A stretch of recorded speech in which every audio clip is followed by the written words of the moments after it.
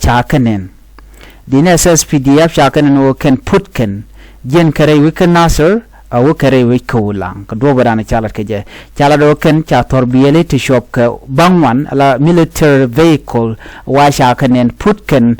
weekend kedua badana wikulang karoja dana chalat keje waken putken kwala kuje manana putke batte ke jong chalat gwasme chalat dua badana putke ke wate ke rol michit to ke wi yara diu gwas dan churen latin ke churen station tin ka ta dan en let korodin keje diu je ko kor gwasen be chaje ngaje no ken digiti chala den go chicken jiɛɛn lo chaka jak ede kan gwaldan to civilian thre wiken nasser ede kan o mak wa gwada mo chako juch ka chaka nagne tingwan wa chaka mach